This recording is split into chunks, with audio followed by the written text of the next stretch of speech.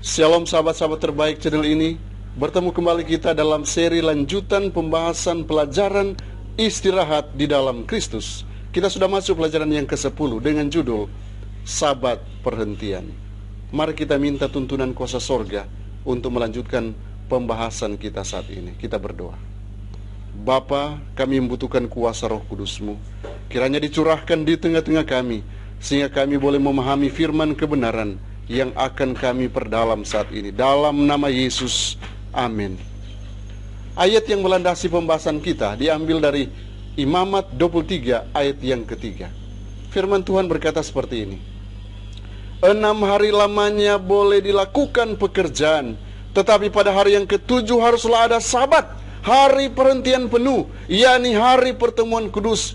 Janganlah kamu melakukan sesuatu pekerjaan. Itulah sabat bagi Tuhan di segala tempat kediamanmu. Saudaraku, saat ini mari kita pelajari beberapa poin penting dari sabat, hari perhentian, hari istirahat. Jika pelajaran kemarin kita belajar tentang ritme perhentian itu sendiri, yang dimulaikan di Eden, dimulaikan di penciptaan, ritme mingguan itu berulang terus sampai saat ini. Mari kita lihat pelajaran pertama dari pembahasan kita, yaitu sabat dan penciptaan. Keluaran pasal 20 ayat yang ke-8, firman Tuhan berkata, ingatlah dan kuduskanlah hari sabat. Dalam teks bahasa Inggrisnya katakan, remember the Sabbath day to keep it holy. Ingat hari sabat dan jaga kekudusan sabatnya. Pertanyaan, apa yang harus kita ingat pada hari sabat? Dari ke-10 perintah, hanya perintah yang keempat yang dimulaikan dengan kata kerja ingat. Apa makna gagasan ingat ini? Ketika kita mengingat, saudaraku, kita pasti akan menghubungkan dengan masa lalu. Dan itu berarti ada peristiwa besar di masa lalu yang harus kita ingat. Dalam konteks ini, peristiwa besar yang kita akan ingat ialah peristiwa penciptaan. Ada apa dengan penciptaan? Pertama, kekuasaan Tuhan dinyatakan. Dia menciptakan dunia ini dan segala isinya, bahkan manusia.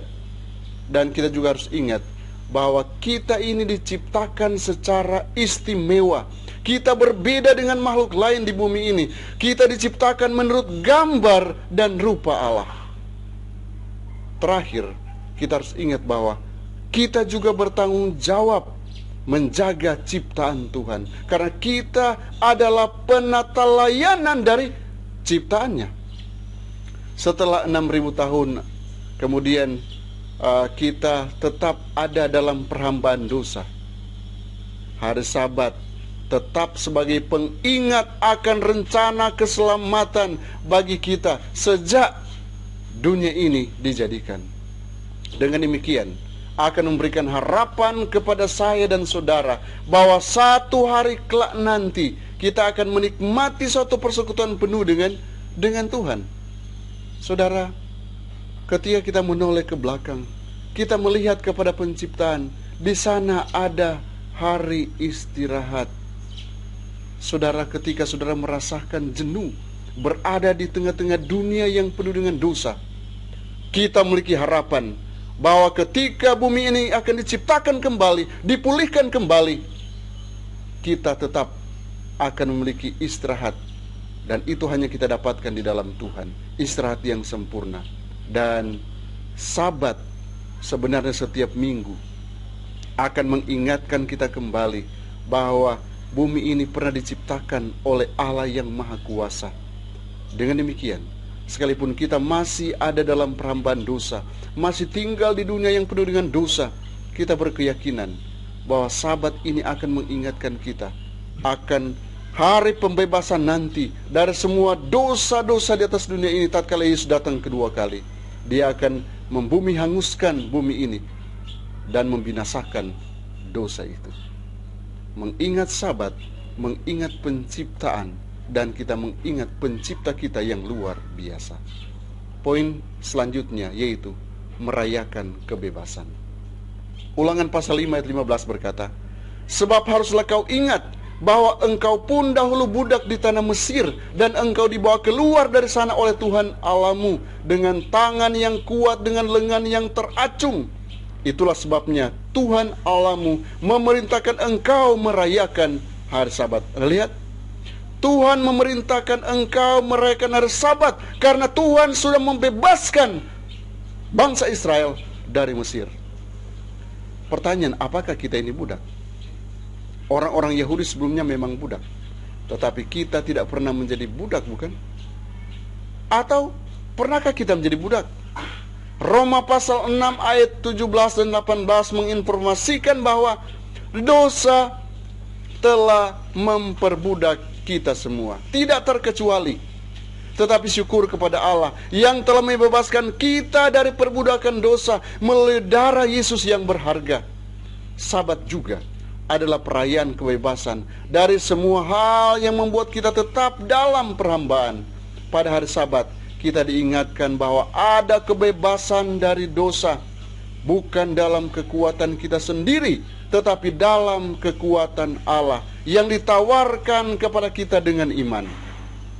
Kita juga telah diselamatkan oleh darah anak domba, dan sekarang berjalan dalam kebebasan yang adalah milik kita di dalam Kristus Yesus. Oh saudaraku, luar biasa. Dengan kita menerima Sabat, kita juga akan bisa merayakan kebebasan dari perhambaan dosa. Saudaraku yang diberkati Yesus Kristus, poin selanjutnya yaitu orang asing yang di tempat kediamanmu. Keluaran pasal 23 ayat yang ke-12 berkata, 6 hari lamanya engkau melakukan pekerjaanmu, tetapi pada hari ke-7 haruslah engkau berhenti, supaya lembu dan keledaimu tidak bekerja, dan supaya anak budakmu perempuan dan orang asing melepaskan lelah. Universalitas Sabat adalah sesuatu yang banyak orang lewatkan. Tentu saja saudaraku, kesalahan yang paling umum adalah bahwa itu hanya untuk orang-orang Yahudi. Pertanyaan, apakah Tuhan hanya menciptakan orang Yahudi? Tuhan menciptakan semua manusia. Jadi semua orang harus mengingat hari Sabat. Perintah ini diberikan pada saat penciptaan. Jadi ini untuk semua orang. Oleh karena itu Tuhan memerintahkan Israel untuk berbagi berkat perhentian Sabat dengan semua orang yang ada di sekitar mereka.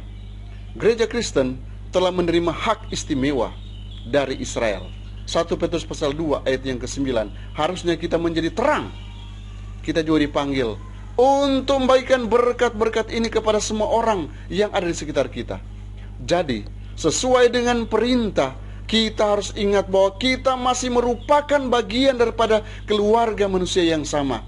Dan dengan demikian kita harus memperlakukan orang lain dengan hormat dan bermartabat. Siapapun dia, orang asingkah dia juga berhak untuk menerima berkat perhentian, berkat Sabat. Poin selanjutnya itu melayani orang lain, menghormati Sabat Allah. Lukas pasal 13 ayat yang ke-16, firman Tuhan berkata, bukankah perempuan ini yang sudah 18 tahun diikat oleh iblis harus dilepaskan dari ikatannya itu, karena ia adalah keturunan Abraham? Pertanyaan, apakah kita harus memisahkan diri dari dunia luar pada hari Sabat? No. Tuhan tidak menginginkan ibadah kosong atau kesalehan yang hening. Dia ingin melihat umatnya terlibat dengan orang lain, terutama kepada mereka yang tertindas dan yang terpinggirkan. Kita hendaknya tidak berhenti melayani orang lain pada hari Sabat. Sebaliknya, Sabat adalah waktu di mana kita jadikan sebagai hari untuk melayani orang lain. Yesus menyembuhkan orang pada hari Sabat, meskipun itu bertentangan dengan kebiasaan ketat daripada orang Farisi tentang Sabat, tentang istirahat. Dia menganggap ini masalah penting sekali, saudaraku. Dia bahkan menantang orang-orang Farisi dengan memerintahkan seorang pria yang baru saja disembuhkan untuk membawa tempat tidurnya pada hari Sabat. Nah lihat, itu dilarang oleh tradisi mereka. Dan itu juga dilarang oleh kebiasaan-kebiasaan mereka. Tapi bukan oleh perintah. atau perintah Tuhan. Tuhan tidak menginginkan penyembahan yang sia-sia, yang tidak mengarah pada belas kasihan dan kepedulian kita terhadap orang lain. Perhentian Sabat itu mencakup pelayanan. Ya saudaraku, jangan kita jadikan alasan, oh saya tidak bisa menyembah Sabat karena A, B, dan C. Fokus ternyata penyembahan Sabat juga mengarah kepada orang-orang lain yang membutuhkan pertolongan. Sabat mencakup pelayanan. Lebih dari hari-hari yang lain, saudaraku, dalam sepekan. Sabat itu harus membawa kita keluar dari diri kita sendiri, dari keegoisan diri kita sendiri, dan membuat kita berpikir lebih banyak tentang orang lain. Kebutuhan orang lain mungkin kita akan anggap lebih penting daripada kebutuhan kita sendiri pada hari Sabat. Ini luar biasa. Saudara ditantang untuk meninggalkan keegoisan diri sendiri dan fokus kepada perhatian orang-orang yang membutuhkan pertolongan. Di dalam buku My Life Today, Ellen G. White berkata, menurut perintah keempat, hari Sabat didedikasikan untuk istirahat dan ibadah keagamaan. Semua pekerjaan sekuler harus dihentikan, tetapi pekerjaan belas kasihan dan kebajikan sesuai dengan tujuan Tuhan. Nah, lihat, tujuan Tuhan yang sebenarnya yaitu pekerjaan belas kasihan. Pekerjaan itu tidak dibatasi oleh waktu atau tempat. Untuk meringankan yang menderita, untuk menghibur yang berduka, adalah pekerjaan kasih yang menghormati hari kudus Tuhan. Luar biasa. Mari kita berbuat baik pada hari Sabat. Mari kita tunjukkan kebaikan pada hari Sabat kepada semua orang.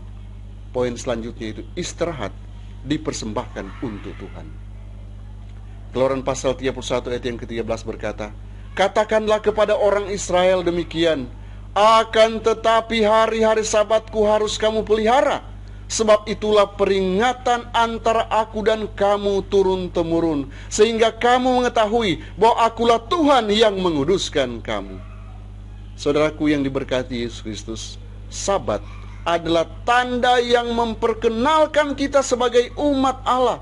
Dan itu juga mengingatkan kita bahwa kita adalah milik Tuhan, dan bahwa pekerjaan dan istirahat kita adalah untuk Tuhan, untuk Dia, tidak ada yang lain. Sebenarnya bukan hanya sekedar tanda eksklusif untuk keturunan Abraham secara fisik, saudaraku. Ketika kita menerima Yesus, kita harus ingat bahwa kita juga menjadi bagian daripada keturunan Abraham dan berhak menerima janji-janji Allah. Anda boleh buka dalam Galatia pasal 3 ayat yang ke-29. Hari Sabat mengingatkan kita akan asal usul kita, mengingatkan kita akan pembebasan kita dari dosa, bahkan mengingatkan kita akan tanggung jawab kita terhadap orang yang lemah. Sabat adalah waktu yang berkualitas dengan pencipta kita, dengan penebus kita. Dia mengundang kita untuk memasuki perhentiannya. Di dalam tulisan pena inspirasi, buku Testimonies for the Church, chapter yang ke-32, buku yang ke-8, halaman 198, berkata seperti ini. Hari Sabat adalah tanda hubungan yang ada antara Allah dan umatnya. Tanda bahwa mereka adalah pengikutnya yang taat, bahwa mereka menguruskan hukumnya. Pemeliharaan hari Sabat adalah sarana yang ditetapkan oleh Allah untuk memelihara pengetahuan tentang dirinya dan membedakan antara umatnya yang setia dan para pelanggar hukum. Nah, lihat, yang membedakan antara umat Allah dan pelanggar hukum adalah Sabat, pemeliharaan Sabat. Karena itu kita bersyukur karena kita memiliki tanda, memiliki ciri khas tersendiri, yaitu Sabat. Tuhan Yesus memberkati kita, dan Tuhan Yesus akan menuntun kita untuk bisa menguduskan Sabat sesuai dengan apa yang Dia inginkan. Tuhan Yesus memberkati kita semua. Shalom. Mari kita berdoa. Kiranya kasih karuniamu dan damai sejahteramu akan terus hadir bersama-sama dengan kami, dan akan menuntun terus kami ke dalam segala kebenaran, dan akan terus meyakinkan kami tentang kebenaran Sabat.